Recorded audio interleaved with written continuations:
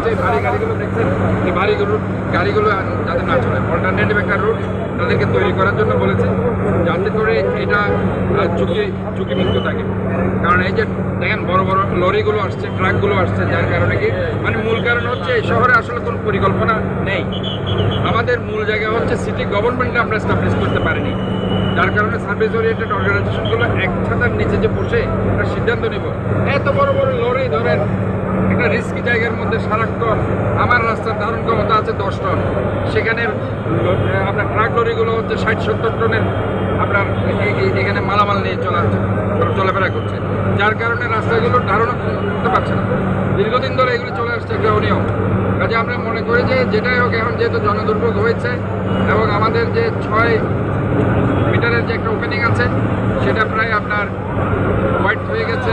16 মিটারের কাছাকাছি, যার কারণে এটার যে একটা অসামঞ্জস্য হয়েছে, যার কারণে কিন্তু এই ধরনের একটা দুর্ঘটনা হয়েছে। আমরা আশা করছি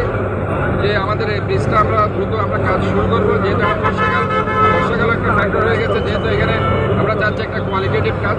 যেহেতু কোনো ইন্টারাপশন আমরা চাচ্ছি না, কাজে দ্রুত বর্ষাকাল